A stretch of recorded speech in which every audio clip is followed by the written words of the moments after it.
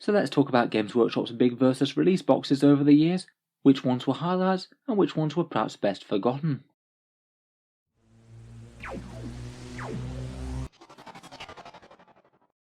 Hello and welcome back to Auspex Tactics, where today we're doing a bit of a rundown of Games Workshop's 1v1 army sets, the ones that you can see here like Forgebane or Blood of the Phoenix, where you have two different armies in one box. They bundle them all together, usually charge quite a lot less for them than you would for all the models combined, and they're generally quite an exciting way to add a few more troops to an army, or potentially jump into 40k in general.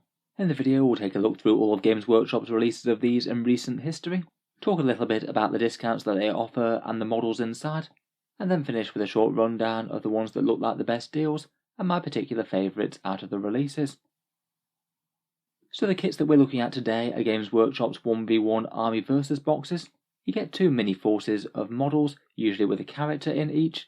They tend to be limited releases that Games Workshop takes away after they've been out for a little while.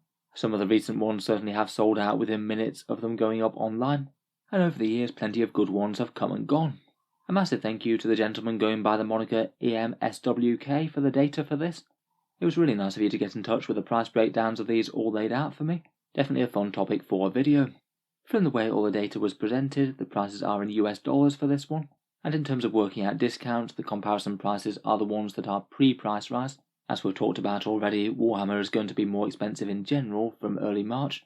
For the most part it doesn't really make the biggest difference though, basically everything in the boxes is going to be more expensive, so it doesn't really change which ones were a good or bad deal. Finally, just for the sake of a bit of comparison, for each box set there's a discount compared with buying all the models separately from Games Workshop today, assuming in today's prices that the box sets might be releasing at $200. I'm not 100% sure whether that's going to be the new normal after the price rises, but it seems at least plausible, as that was how much Eldritch Omens, the most recent one, retailed for.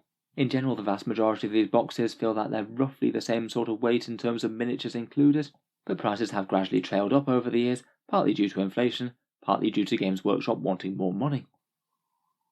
With all that being said then, let's jump straight into it. Our first box is the Sanctus Reach Stormclaw box. This one's Space Wolves vs Orcs, and this one takes us back to 2014. I think that this was one of the first boxes in recent history that was the more typical Games Workshop Army vs Army collection. There have been starter sets before this, but a lot of the time they either included a lot of terrain, or were mainly unique monopose models, things like, say, Assault on Black Reach. In any case, this was Space Wolves vs Orcs, retailing for $125 at the time. For the Wolves you get Crom Dragon Gaze, leading some Wolfguard Terminators, Bloodclaws and Grey Hunters, versus Grok Face Ripper, some Knobs, some Grots and some Killer Cans. In today's Warhammer prices that'd go for around $274, so will be a discount of around 27% if Games Workshop did choose to retail it at Eldritch Omens prices. Overall though, I think it's quite a fun box. Two core Firstborn units on the Space Wolf side, of course Primaris weren't a thing back then.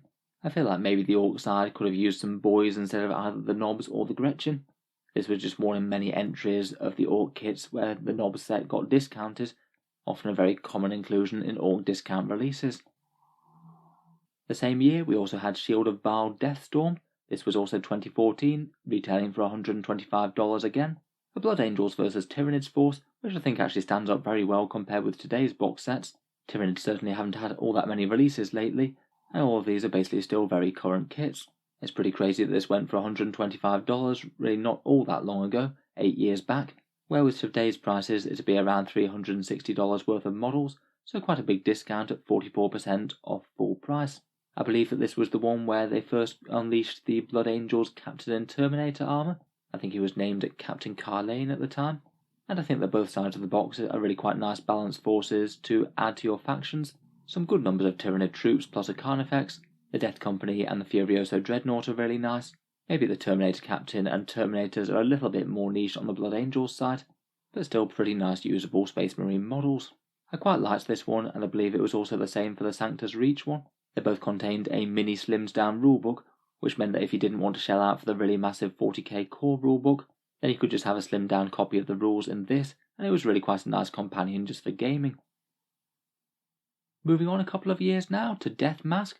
This one was released in 2016, and out of all of the Versus boxes, at least in terms of cost of models, this one does appear to be one of the most generous, if not the most so. This was the one when there was the new Eldrad Ulthuan model, and his aim was to perform the ritual to awaken Inid, the god of the dead, and I believe it was supposedly events from this that set in the whole Inari plotline for the Eldar in more recent times. In any case, as kits go, it's just fantastically generous. The model count might still not be crazy, but there's some incredibly elite ones here, including several vehicles, 2 Harlequin troops, some Sky Weavers and a Void Weaver, a Death Jester and the new Eldrad Ulthuan sculpt face off against 10 Deathwatch veterans, 5 of them Vanguards, 1 Dreadnought, and their special character Captain Artemis, who I think might have been new for this box as well. He's one of the ones that's been the recent victim of that Space Marine range rotation, so he won't be available for a bit. I must admit I did find it kind of weird that he was going away for a bit, particularly as they released the model so recently. In any case, it adds up to really quite a lot of value of models today. This one's over a 50% discount. If it was sold at $200, the same price as Eldritch Omens, you get almost the entire Harlequin's army range, plus Eldrad Ulthuan, a decent force for starting Deathwatch, and even a mini copy of the 40k rulebook thrown in as well. There really is quite a lot to like about this one. I guess the only issue today will be that you can't actually field Eldrad Ulthuan and Harlequins all just in one force. You would need to go for some sort of allied detachments, but you still get a very decent chunk of force of them nonetheless. We're into 8th edition now with our next box set, Forgebane. It really was in 8th edition that Games Workshop really stepped up the production of these. Over the last 5 years or so, it's not been unusual to have several of them a year. In general, I think that's quite a fun move though, to allow a few more armies access to getting this kind of box. Anyway, Forgebane retailed for $160. It was Necrons versus Admech and Knights, and I believe that this was the debut for the Armiger Warglaves. Before this, you only had the big Questoris pattern Knights and little else. I believe that the lore behind this one was Admech and Necrons fighting over supplies of Blackstone.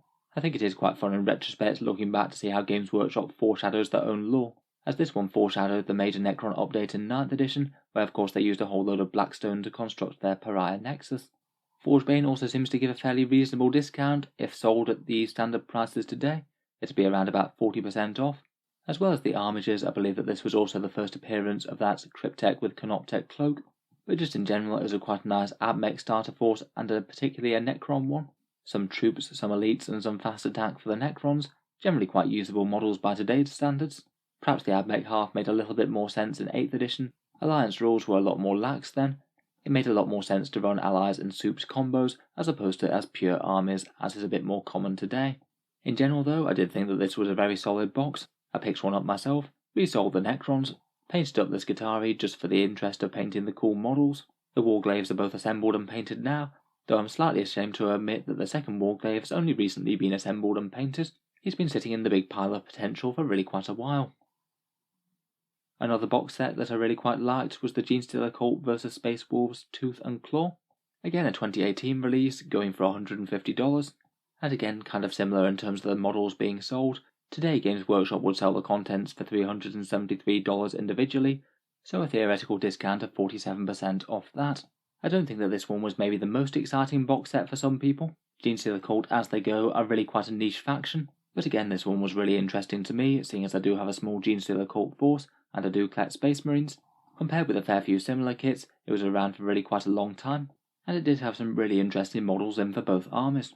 I believe that the full multi-part Redemptor and the Aggressors hadn't been discounted anywhere at all before by this point, and it was also the first way to get your hands on certain Genestealer Cult models like the Aberrants and the Abominant. There was also a unique Space Wolves Primaris Battle Leader as well, or an extra draw for the Sons of Russ. In general, I think it's just quite a well-designed box. Both sides feel like they've got a lot of quite cool, exciting models on them, and both seem like quite good ways to start their various factions. Next up we come to Wake the Dead, another 2018 release for $150. This one was again Space Marines vs Eldar, a Lieutenant, some Intercessors and some Inceptors on the Space Marine side, and a Spirit Seer, Wave Serpent, the Old Guardians kit and some Wraithguard on the Eldar side. In terms of the actual value of the models within, it was kind of similar to Forgebane maybe, at least in terms of the amount of value discount it gave you, though I must admit, without as many new models in it, it didn't really feel quite as exciting to me. I don't really feel like any of the models were particularly wrong choices, to be honest. I believe again it was the first place that you could get Inceptors at a discount, at least in terms of the multi-part plastic kit, but I maybe felt that the Eldar side was kind of struggling for ideas. You already had the Wraithguard discounted in the Start Collecting box, and they don't really have all that many other plastic kits to choose from. I think including relatively ancient kits like the Guardians wasn't usually going to be the best selling point. I must admit I really wasn't very enthused by this one whatsoever, but I guess if you did happen to collect both Space Marines and Eldar, it would be pretty solid. Next up we move on to Shadow Spear. This one was a bit different in flavour to the previous ones, seeing as it's basically entirely new models within the box. It did retail for a little bit more at $175 as opposed to $150, and this basically came out during the 2nd edition Chaos Space Marine Codex in 8th edition. They released a whole load of new or revamped models for the faction, and this was also when the big wave of Phobos sneaky spooky Space Marines came along, with Eliminators, Infiltrators and Incursors and Suppressors and things. The sculpts are in general very nice, but I would bear in mind that these are all monopose, so not really quite getting the full fat version of the multi-part plastic kits, some of which exist for these kits, some of which Games Workshop haven't released, if they ever are intending to. In terms of value of the box, this one's maybe one of the hardest ones to tell exactly how much it really should be worth. If you compare it to picking up the models today, then you could get hold of them all relatively cheaply with the Space Marine Combat Patrol and the Chaos Space Marine Start Collecting box, as basically all the models migrated to there afterwards. I'm not really sure if that's a fair comparison to the other boxes though, as those sets are some of the very best discounts in Warhammer 40K currently, so they're kind of just competing against themselves in a future discounted form. Just going by what Games Workshop typically tends to sell for multi-part kits of a similar sort of size, it comes out to around about $335, so in theory if Shadow Spear returned for $200, it could add up to a theoretical 41% discount. In any case, I think that Shadow Spear went down really well at the time. A whole bunch of really nice Chaos sculpts en masse, and of course typically Space Marine things tend to do at least somewhat well. And then they went on to create the Start Collecting boxes of the factions, both of which are really quite decent ways to jump into either Space Marines or Chaos at the moment. I believe the only one that wasn't bundled into that was the Phobos Librarian, who's available individually. I think perhaps the main thing that turned people off this one a little bit was the slightly higher than expected price, $25 more than the previous few. Did mean that a few people passed up on this when they might have otherwise bought it. But still I think that this was one of the better box sets that Games Workshop's released. I feel like they maybe slapped a bit of a premium on it, just due to the sculpts almost entirely being new ones. Next up we had Games Workshop maybe slightly testing the limits of what they could try and get away with in a Versus box. Blood of the Phoenix was one of the boxes that launched their Psychic Awakening campaign towards the end of 8th edition, and it was basically Craftworlds vs Drukhari, an all Eldar set, featuring updated Howling Banshees and Jane Zar fighting off against Drazar and the Incubi. I think this was maybe Games Workshop experimenting with slightly bigger boxes than they'd released previously, and they certainly increased the price enough to be in line with that. They retailed the Blood of the Phoenix box at $230, £140 or €180, a massive increase even on the increased price for Shadow Throne, and I believe it led to far fewer people picking it up. Despite a massively increased price, I don't actually think that it was Games Workshop really going too far out of their normal pricing strategy here.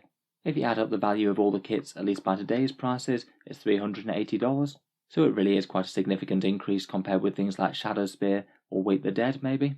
But I think due to a lot of the models being really quite elite and also quite small models as they go because they're Eldar, it just really doesn't feel overall like it's worth that kind of price tag, and I think unless you collected both factions, a lot of people just chose to skip this one out.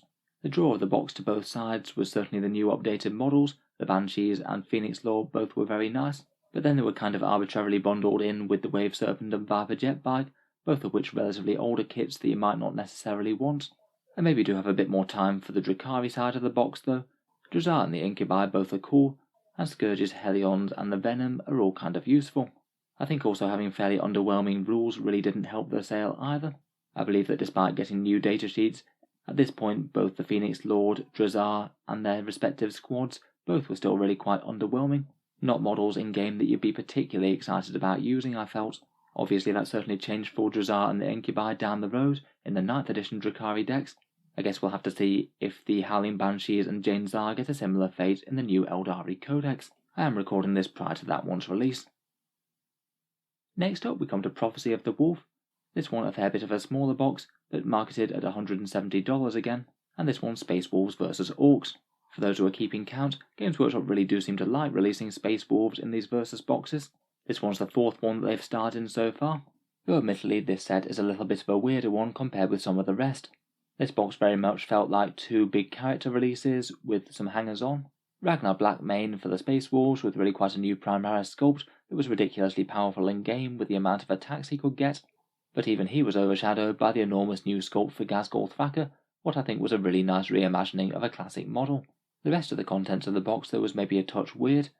Ragnar was only supported by some sneaky Phobos Marines, just the one squad of infiltrators or incursors, and Ghazghkull had a few knobs along, one regular squad and one set of mega knobs. The discount wasn't particularly outstanding either, it only adds up to 24% if they re-released it today at today's prices. The model count isn't enormous, and it's also really quite heavily slanted in the Orcs' favour as well. They both get a far bigger character, and 2 small elites units rather than 1 troops choice. Really quite an odd release this one, but I think it was always going to be kind of impossible not to release a stunning new Ghazghkull miniature like this, and not have the box do at least somewhat well. Next up, we're getting into more recent history now with Piety and Pain, the Sisters vs Drukhari box set that came out in 2021. For the Sisters, you got a new Palatine model, some Retributors and an Immolator, and for the Drukhari you got Lilith Hesperax, some Witches, Scourges and a Venom. At today's prices, that was around $311 worth of miniatures, so it would be a discount of 36% if it was $200 today. I seem to remember that they made a very limited amount of these and they sold out pretty much instantly. I think COVID-related production issues certainly weren't helping with that. In general, I thought it was a moderately interesting set, but did maybe have a few issues.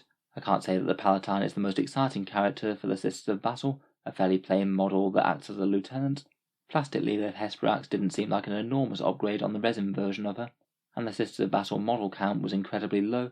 Despite being at an okay discount, they're just really expensive in the first place, so you still don't get that much. Still though, not a lot of people actually got the chance to buy this box in the first place due to the really fast sellout.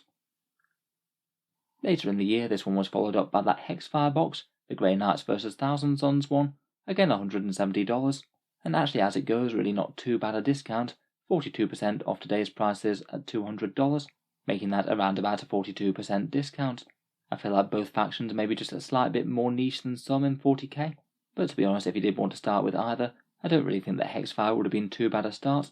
Grey Knights and Thousand Sons basically mainly revolve around 3 or 4 plastic kits in total, and both of them get 2 of those kits in the box alongside a character as well. The new sculpt of Castellan Crow for the Grey Knights and the Infernal Master for the Thousand Sons. This one was followed up closely by Shadow Throne, the Custodians vs Genestealer Cult one, again coming out in 2021 for $170, and if going by Eldritch Omen's prices, the discount's a fair bit smaller, only a mere 27%. It's not nothing in terms of discount, but it's still not the most overwhelming. I feel like as versus boxes go, it really wasn't maybe the most exciting of them. The character releases for both sides were quite minor ones. The Reductor Saboteur Explosive Expert for the Genestealer Cult, or the Custodian's Blade Champion, which has a cool model but maybe not the most overwhelming rules. The model count's really quite low due to lots of characters on the Genestealer side and Custodians being Custodies, and in particular the Genestealer side isn't going to be the most popular for everyone besides someone who's actually starting the faction. If you collect Genestealer Cults to any great extent, you almost certainly have that Brood Coven set with the Patriarch, Magus and Primus. Getting duplicates really isn't helpful in a Genestealer Cult army, as it can only field 1 of each character per detachment. The Custodians units are kind of fine though. I guess the new model is fun, even though Shield Captain would generally be more useful, and again with a faction with limited plastic kits, getting 2 out of their 4 main ones really isn't the worst. I don't feel that this one's going to be one that very many people are going to remember. Finally, we come up to the present day with a recent release of Eldritch Omens in early 2022, priced a bit more excessively than the rest, up at $200, and this one starring a bunch of new kits in Eldar vs Chaos Marines. I think in general people's reactions to this were that the models are all really quite nice, but for the amount of money this costs, you don't get all that many models in the box, or even that much points value in game. A lot of the model kits haven't actually released yet at time of recording, but my roughly estimated discount will be somewhere around the 35% mark, just based on what similar models sell for.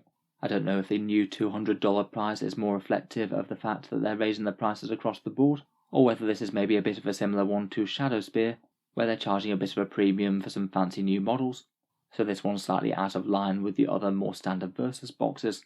For the actual forces, for the Eldar it doesn't feel that there's that much bite to them.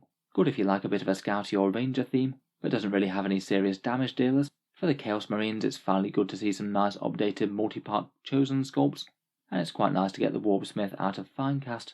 The Forge Fiend's fine enough I guess, it does fit with the Warpsmith, but it is a bit conspicuous as the only non-new model in the whole box. So just to wrap up then, I thought I'd just quickly talk over my favourites. If we're looking at the game of the things that get the best estimated discount price, it does appear to be Deathmask that wins that, followed closely by Tooth and Claw, and by Shield of Baal Deathstorm.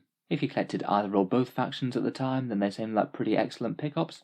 Just by taking a look at the amount of kits from Deathmask, I can see why it comes out on top, and even cool that you get a mini rulebook thrown in. There's quite a lot of others around about the 40% discount mark though, most of which all seemed pretty reasonable as well. I think besides those that I found particularly good for contents, I really did like the Forgebane box. It just seemed like a bit of a good feel-good one in general, with those new mini knights, plus a decent Necron force. For some reason I just quite like the idea of Admech and Necrons duking it out as well. They seem like interesting foes to match up. And I think that Shadow Spear is worth a particular mention as well. It was a bit pricier compared to its contemporaries at the time, but it was pretty special that the sculpts were all completely new, and it still did offer a fairly decent discount, even at the increased price. I look forward to hearing what you guys have to say though. Let me know which one of these you picked up or you felt was best down in the comments below. If you've enjoyed the video, then feel free to subscribe to Auspex Tactics, where we'll certainly keep the regular 40k videos coming, with new ones out just about every day. Finally, if you have been enjoying all the videos on the channel, I would just like to mention that Auspex Tactics does have a Patreon page, and you can find that down in the video description.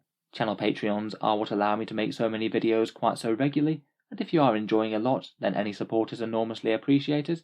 Channel patrons do get a fair few advantages, seeing certain videos early, regular votes to see what sort of things happen next on the channel, and automatic entry into the regular prize giveaways with a chance to win some really big model kits each month.